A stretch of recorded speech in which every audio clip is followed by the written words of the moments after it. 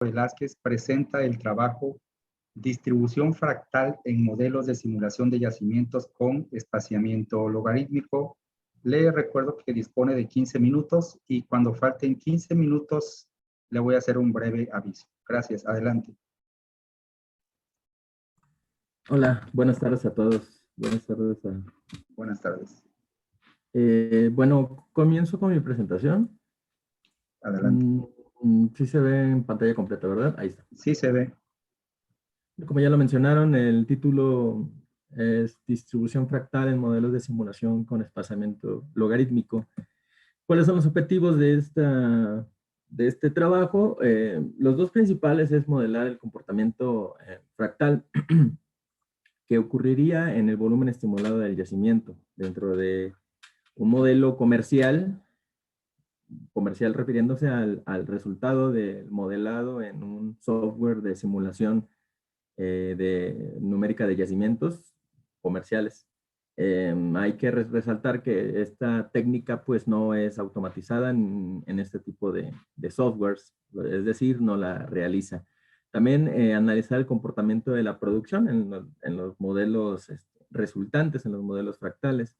El trabajo la idea del trabajo inicia una vez que se identifica que estos software de simulación no tienen la capacidad para hacer una distribución de las propiedades petrofísicas que voy a mencionar de manera fractal. Sin embargo, existe la posibilidad de meter o hacer un acoplamiento de datos entre cada una de las celdas de las mallas de simulación. Entonces, esto nos daría una aproximación.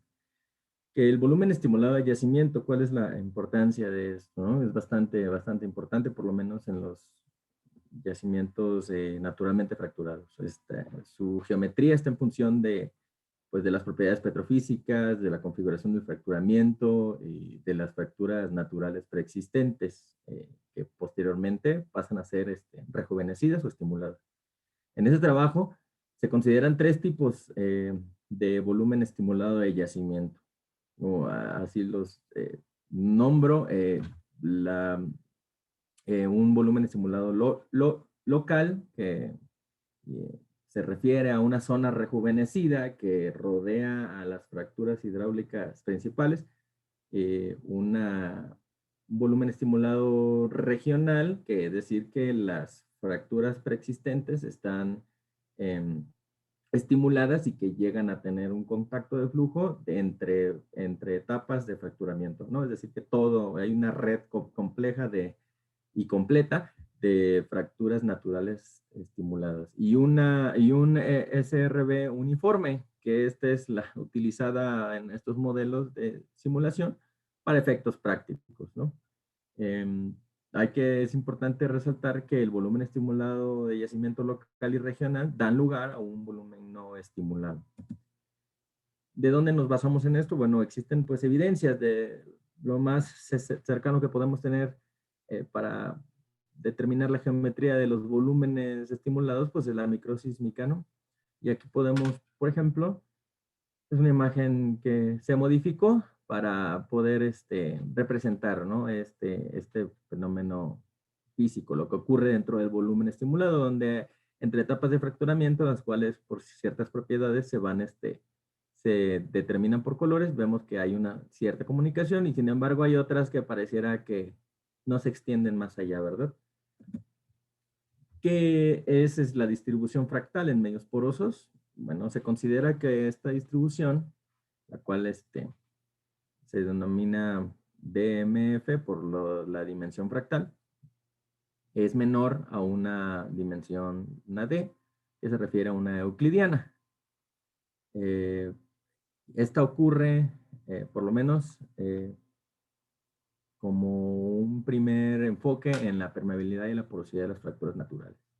El comportamiento euclidiano es un caso especial fractal, en donde ambas dimensiones, la fractal y la euclidiana, son iguales, ¿no? Es igual a 1, 2 o 3. Y este comportamiento se refiere a la dirección de flujo, o a la dimensión del flujo. Si existe flujo en una dimensión, pues entonces de la dimensión fractal, la dimensión euclidiana va a ser igual a 1, ¿no?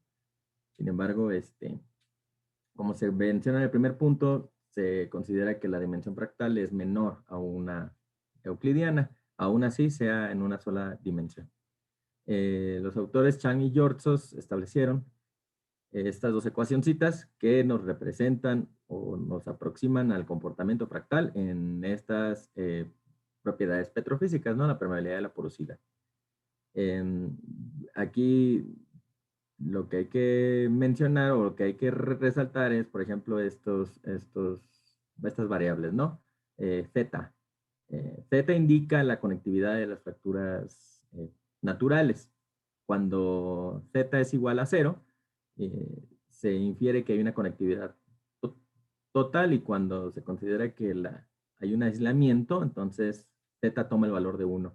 Esta ecuación, si se considera que la dimensión fractal, en un caso muy idealizado, es igual a la dimensión euclidiana y que todas las fracturas naturales están completamente conectadas entre sí, lo cual se aproximaría a un caso ideal en donde pues ciertos modelos matemáticos y numéricos ocupan este enfoque, el sistema poroso idealizado. Entonces, pues prácticamente pues esto se convertiría en 0, entonces esto se convertiría en 1 y nos daría un solo valor de la permeabilidad de las fracturas en todo el volumen estimulado, como lo decía, ¿no? Es lo que en su mayoría se ocupa en la industria. L, ¿qué es? L es la longitud media del volumen estimulado de yacimientos entre etapas de fracturamiento. O en el caso del volumen estimulado local, pues sería su frontera, ¿no? Es decir, hasta donde termina de estar estimulado y así. Bueno, el subíndice 0 es el valor tangente de la cara de la fractura. Algunos autores lo manejan como la mitad del ancho de la fractura. Es solamente un valor inicial para darnos una referencia. Y bueno, Z, como mencioné, ya es el valor, valor de la conectividad de las fracturas.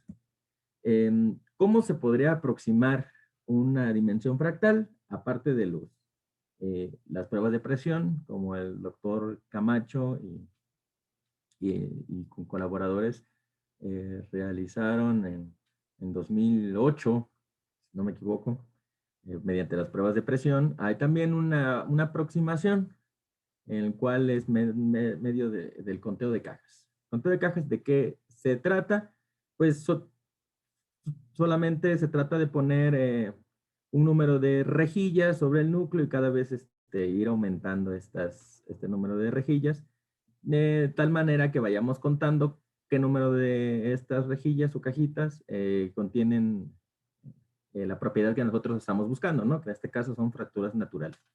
Entonces, una gráfica doble logarítmica de NR, que significa el número de rejillas con la propiedad, es decir, con las fracturas, contra 1 sobre R, que es el número de rejillas, nos daría pues una tendencia, ¿no? Y esta pendiente equivaldría a la dimensión fractal. Conforme nosotros vayamos teniendo más número de rejillas, lo más lógico es que encontraremos más número de rejillas con fracturas naturales. Sin embargo, por ejemplo, pues hay casos en donde no necesariamente tiene que ser de manera lineal, sin embargo, tiene esta tendencia, ¿no? ¿Cuál es el fenómeno físico? Bueno, es un esquema que intenta representar esto, ¿no? Es decir, ¿cuál es el SRB local? Pues aquí podemos representar el pozo horizontal, las fracturas hidráulicas. Ese es un esquema, nada más se presenta una, ¿verdad? Aunque en la industria pues, sabemos que son clusters, pero el punto es ver el alcance hipotético que podrían tener estas fracturas naturales de manera local, es decir, que las fracturas estimuladas pues no llegan a conectarse, hay una zona no estimulada y pues en el SRB regional sí, ¿no? ¿Cómo sería el comportamiento de las propiedades petrofísicas dentro de estos dos esquemas, de estas dos condiciones? Pues en el SRB regional, utilizando las ecuaciones petrofísicas fractales, podríamos representar un comportamiento pues regido por una ley de potencias, ¿no? en el cual conforme la fractura, por ejemplo, ubiquémonos de este lado, la fractura hidráulica más cercana a la fractura, perdón, la fractura natural estimulada ubicada al más cercana o tangente a la fractura hidráulica, pues tendría un valor de tanto de porosidad de la fractura como de permeabilidad de la fractura más grande. Y conforme se vaya alejando, los valores irían disminuyendo hasta un punto medio, en donde si seguimos haciendo el recorrido a la siguiente etapa de fracturamiento, estas propiedades y las magnitudes de esas propiedades irían en aumento. Y en este caso, pues habría un declive, después por la zona no estimulada habría un comportamiento constante y conforme nos vayamos acercando a la siguiente, pues habría otro incremento, ¿no? 5 minutos. Sí. La metodología es utilizar, bueno, modelos de simulación. Es un modelo tradicional en donde utiliza un SRB uniforme, es decir, que tiene el mismo valor en todo el yacimiento, no nada más en las partes de las fracturas hidráulicas, sino en todo. El comportamiento de las grafiquitas anteriores, aquí representando las celdas de espaciado logarítmico, pues sería constante, ¿no?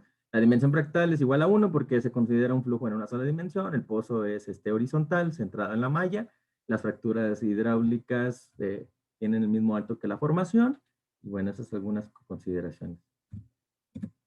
El modelo de fractal regional, pues por medio de los colores nos podemos dar cuenta donde los colores rojos indican valores mayores y conforme se van haciendo más azulados, va un valor menor.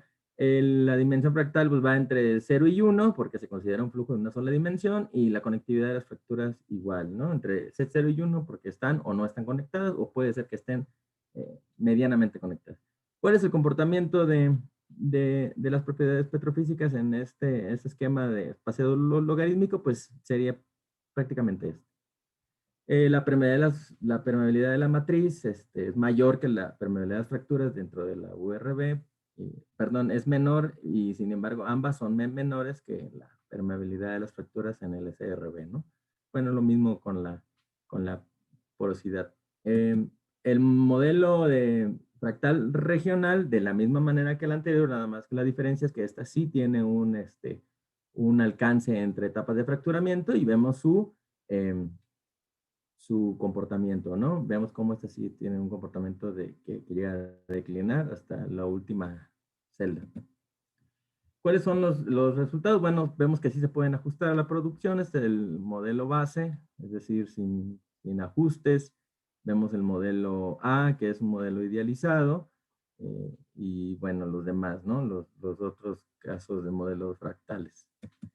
¿Cuál es la diferencia? Bueno, por lo menos en la caracterización vemos que pues, es lógico, ¿no? Que haya una alteración de los datos. Sin embargo, lo que sí podemos identificar plenamente es que, bueno, nos daría, por ejemplo, datos sí muy significativos en la permeabilidad de las fracturas hidráulicas.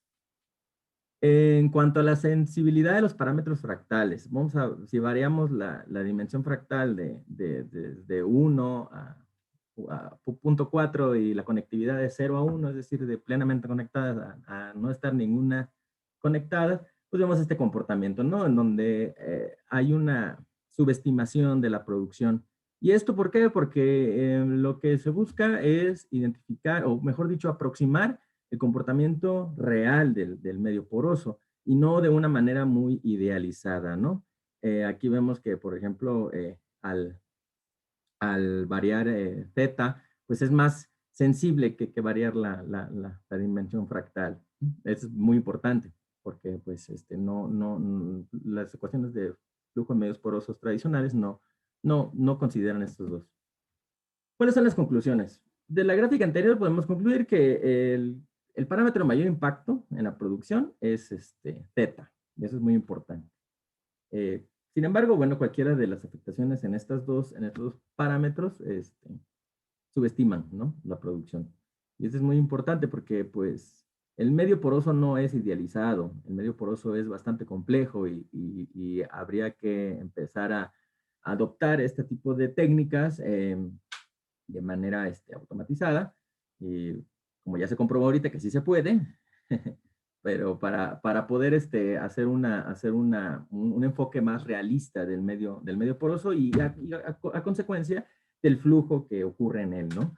También los modelos se aproximan al comportamiento y nos permiten conocer las geometrías y las propiedades dentro de los volúmenes. Es decir, que sí es viable la propuesta de poder hacer de poder hacer esta distribución dentro de estos modelos de fracturamiento hidráulico que ya vienen incluidos en estos tipos de software. La última conclusión, bueno, va de la mano de esta, en donde muestra un área de mejora para estos software sofisticados, que la verdad, bueno, no suena algo difícil que se pueda adaptar a esta práctica, a esta adecuación en el simulado de yacimientos. Y bueno, las referencias, por mi parte es todo. Muchas gracias, Carlos, por su participación. Abrimos la sesión de preguntas y respuestas. Doctora Vega, adelante, por favor. Sí, gracias. Por los momentos no ha llegado ninguna pregunta o ningún comentario. Un poquito para que se animen.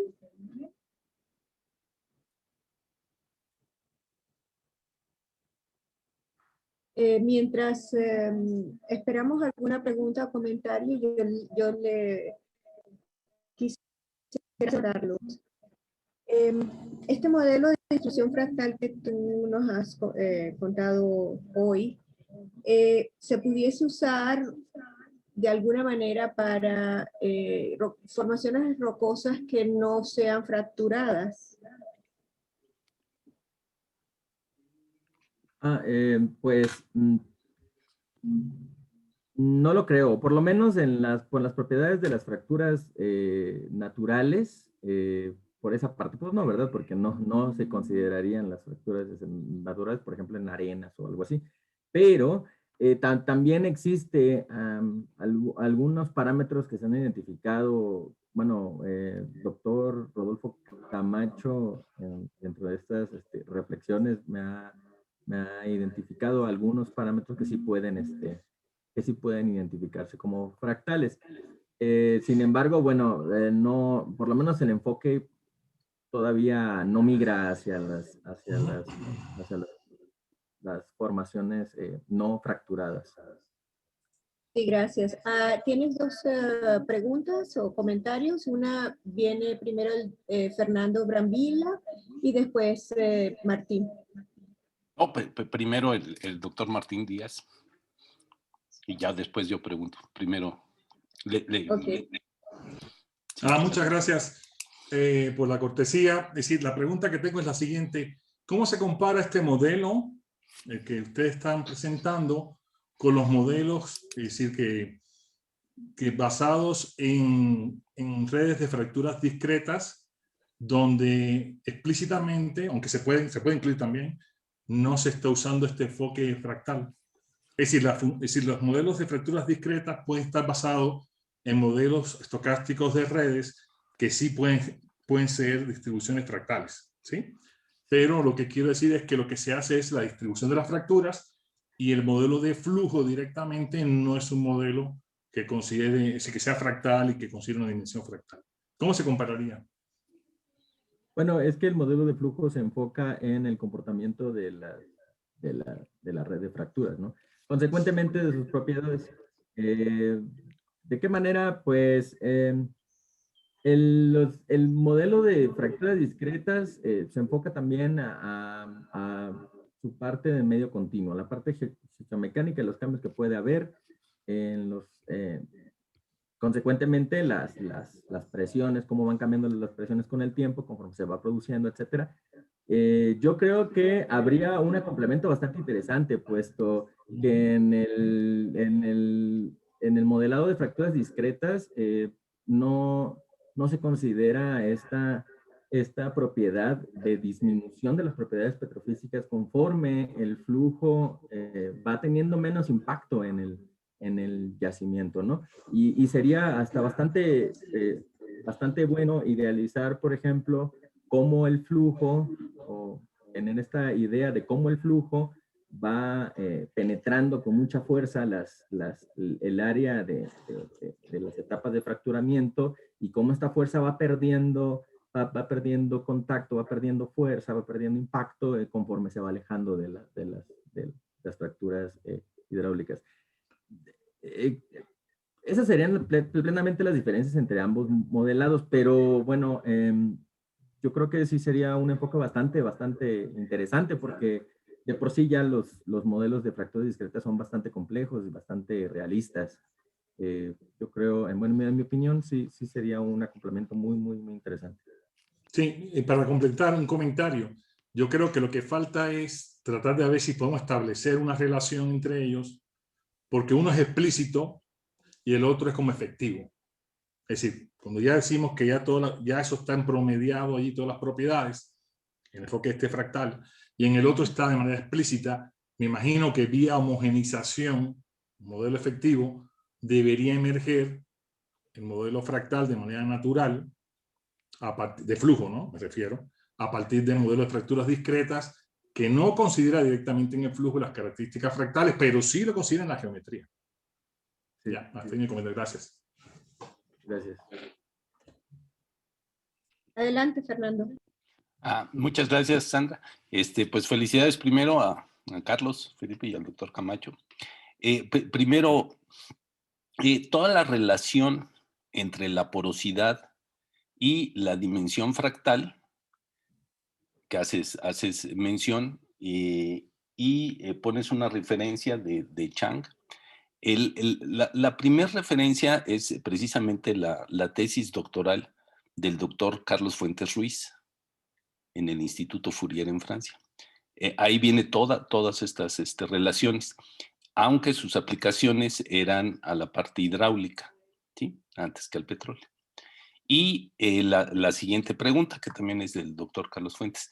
Cuando uno saca la dimensión fractal de los cortes transversales, o sea, de 2 dimensiones,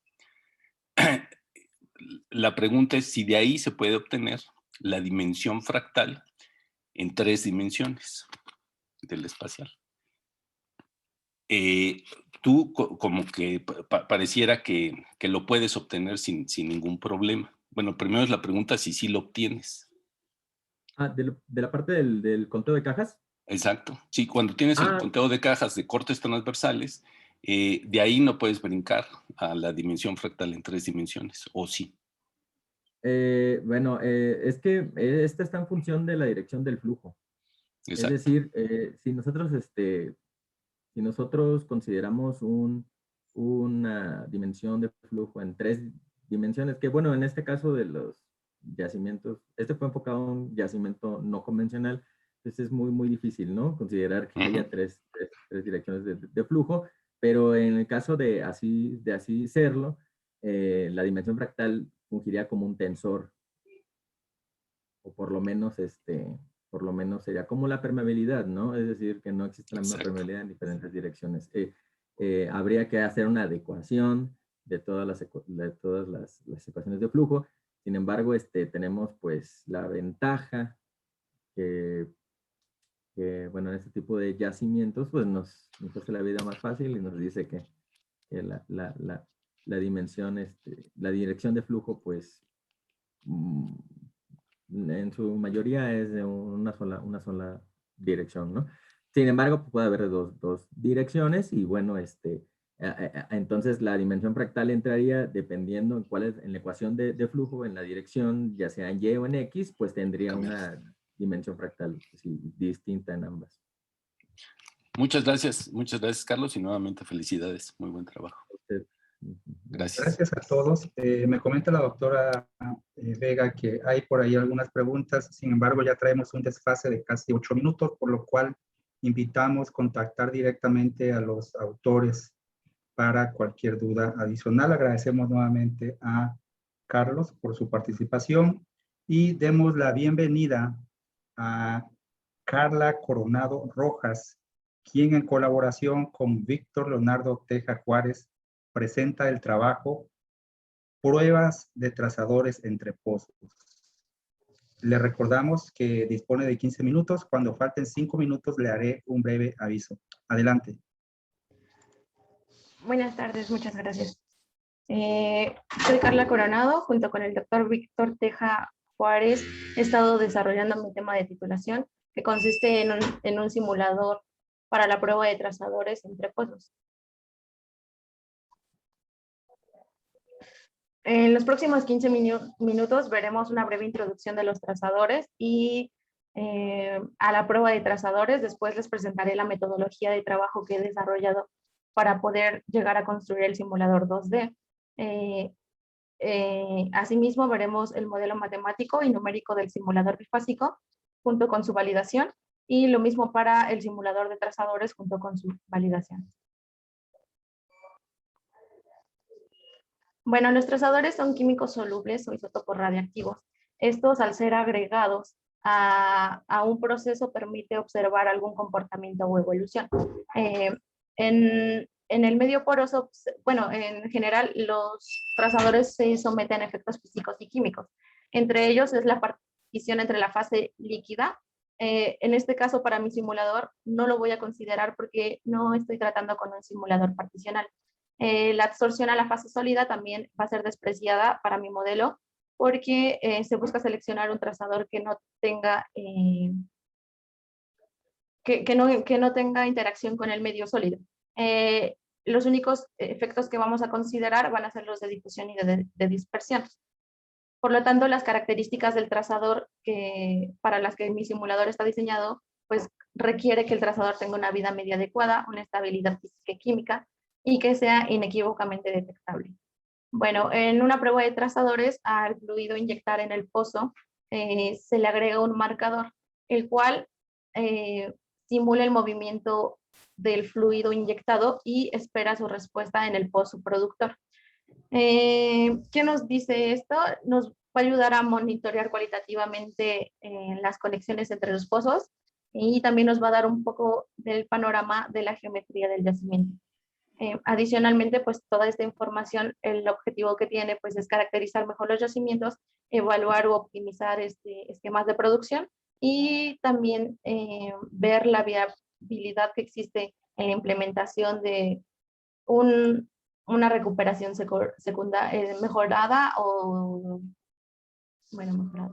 Okay. Bueno, este es el flujo de trabajo que yo, junto con el doctor Víctor, he llevado para construir el simulador de prueba de trazadores. Partimos de un simulador bifásico. Es un modelo muy sencillo, el medio es isotrópico, no considera efectos de presión capilar ni algunas otras consideraciones. Este es validado mediante el problema de Bucket-Leverett publicado por Díaz en el 2008. Una vez que es validado, lo extendimos a 2 dimensiones y finalmente le implementamos mapas de permeabilidad para que cumpla con la función que es caracterizar pues, el medio poroso. Por su parte, el simulador del trazador, tomamos como referencia el trabajo de Josevi en el 2010, y este es extendido a 2 dimensiones. El paso final es acoplar estos simuladores tanto en una dimensión como en 2 dimensiones para finalmente tener el simulador de prueba de trazador. Bueno, en cuanto al simulador bifásico, estoy partiendo de una ecuación de balance de masa en medios porosos, la cual al añadirle términos como el flujo fraccional y la relación de permeabilidad, permite generar una formulación de presión-saturación, tal como se muestran en las ecuaciones que ven aquí. En el recuadro número 2 tengo la ecuación de presión, y en el recuadro número 3 tengo la de saturación. Para discretizar esta ecuación y poder llegar a su solución, pues considero un flujo incompresible. Se desprecian los efectos de la presión capilar y de la gravedad. Las fronteras externas son de no flujo, y estoy produciendo a una presión de fondo constante. Estoy inyectando agua por un pozo y produciendo aceite por el otro. Esto es cuando se está llevando a 2 dimensiones. Okay. En esta ecuación discretizada para una dimensión queda de la siguiente manera. Tengo un esquema de solución implícito para la presión y uno explícito para la saturación. Ok, este lo validé empleando los datos que publicó Díaz Viera en el 2008 para dar solución a un problema de Bucket-Leverett. La solución que obtuvo él es esta curva. Nosotros no consideramos los efectos de, bueno, el coeficiente artificial de difusión. Por lo tanto, la curva, esta que he obtenido yo, que es la del lado derecho, tiene que ser asemejada al valor de epsilon cuando está tendiendo a 0, que sería el más chiquito. No se ve con claridad, pero pues representa esta curva. Si las comparamos, son cualitativamente iguales. Y bueno, una vez que fue validado el simulador en una dimensión, fue extendido a 2 dimensiones. Por lo que aparecen las componentes de Y, que es, bueno, están representadas con la letra N y S. ¿Okay? Este simulador fue corrido con los datos anteriores y estos fueron los resultados obtenidos.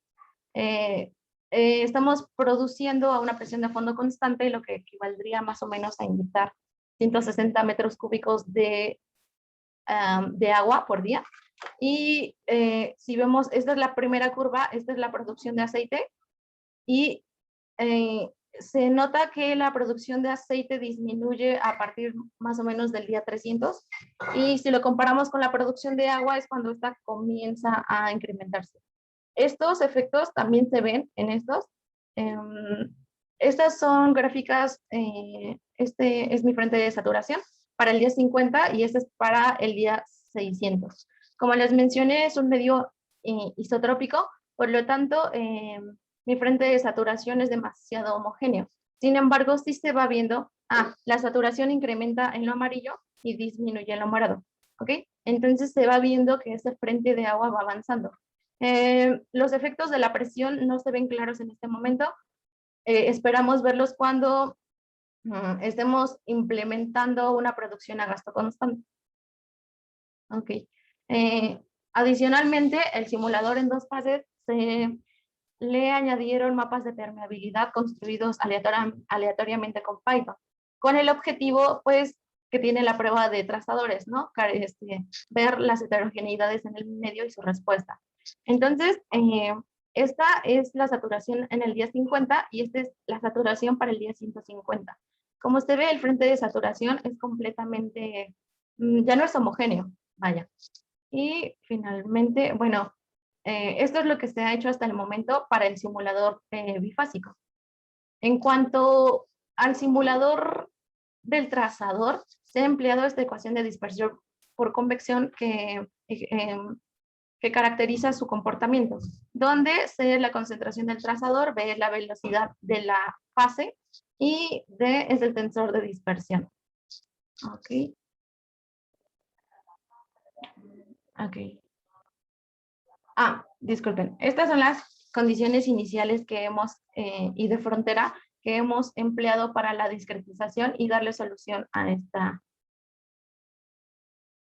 ecuación.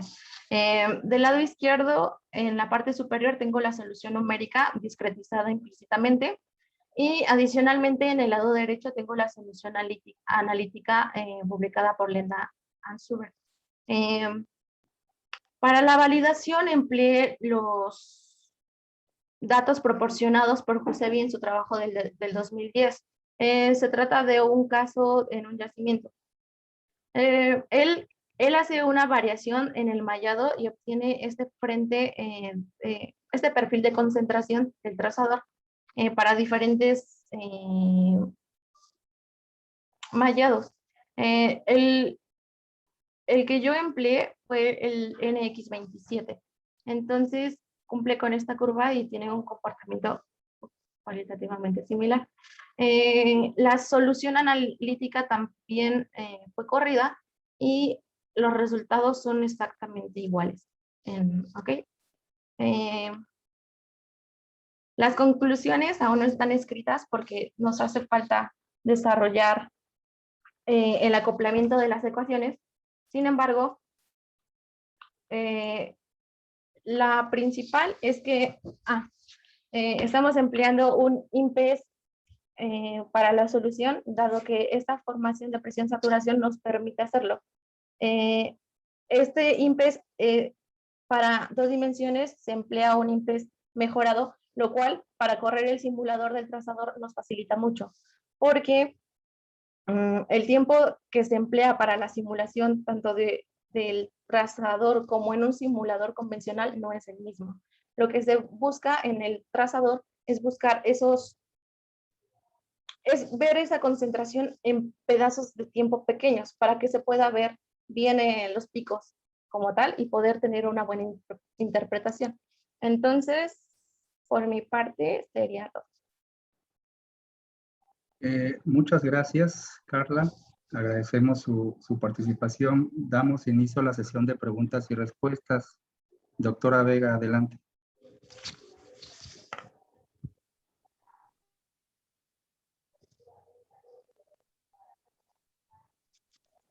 No se escucha, doctora.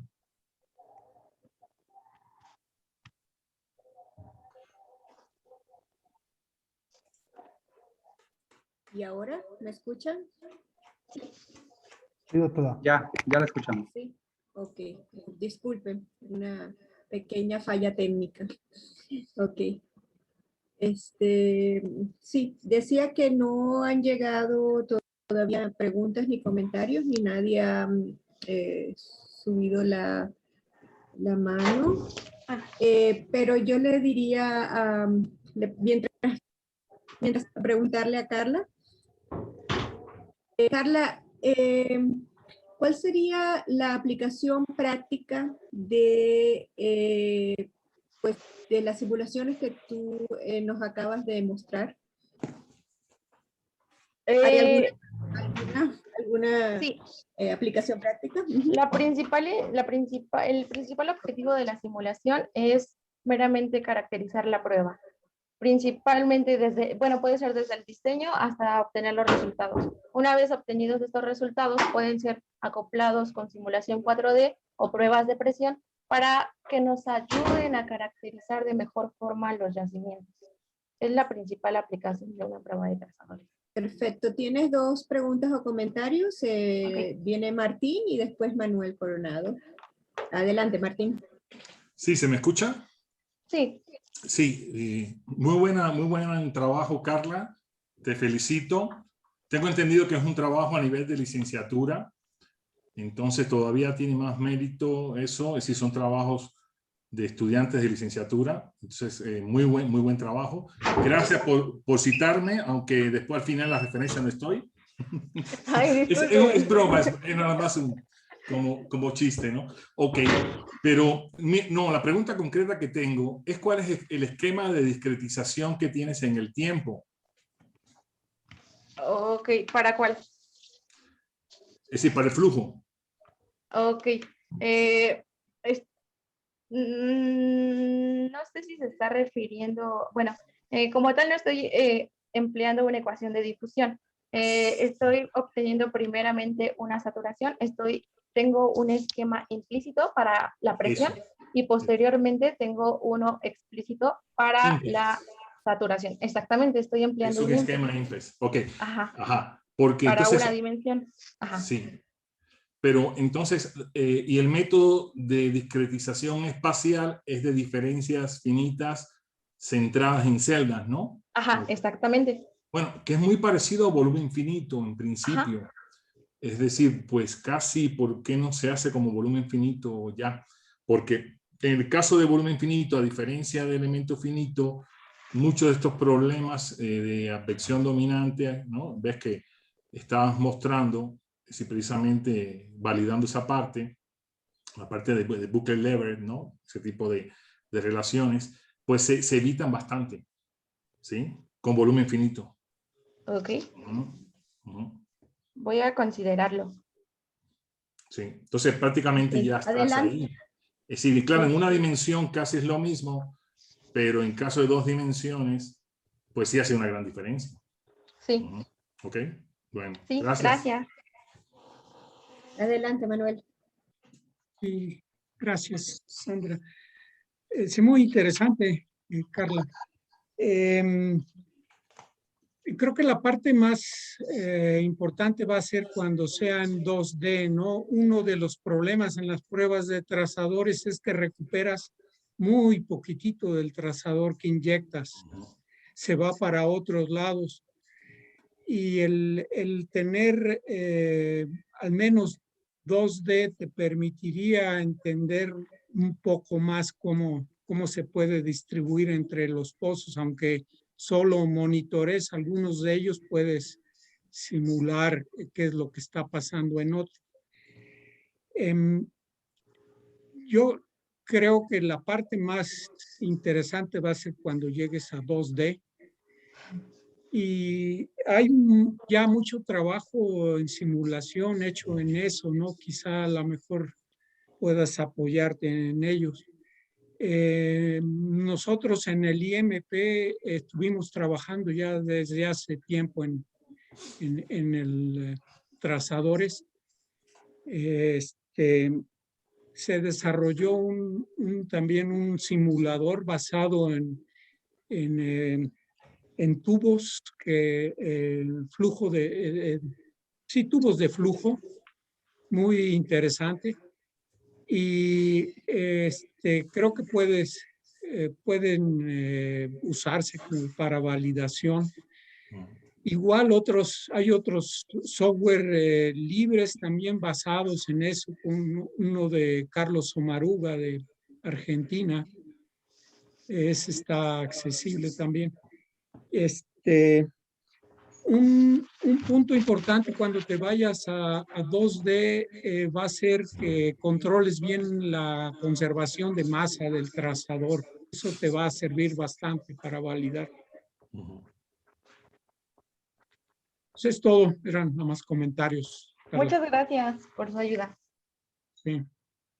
Bien, pues agradecemos nuevamente a Carla su participación y la guía proporcionada por los colaboradores expertos en estos temas.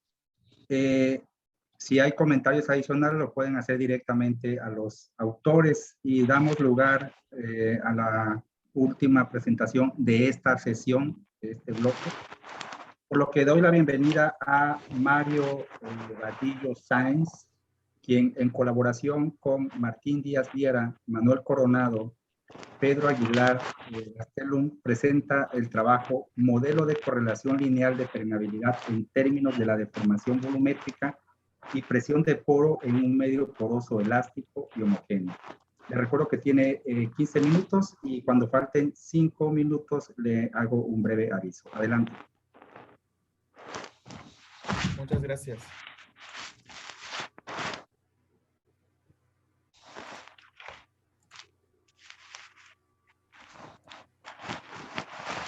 ¿Sí se alcanza a ver la presentación? Sí la vemos y lo escuchamos muy bien. Muchas gracias. Sí, efectivamente, ese es el título de la presentación.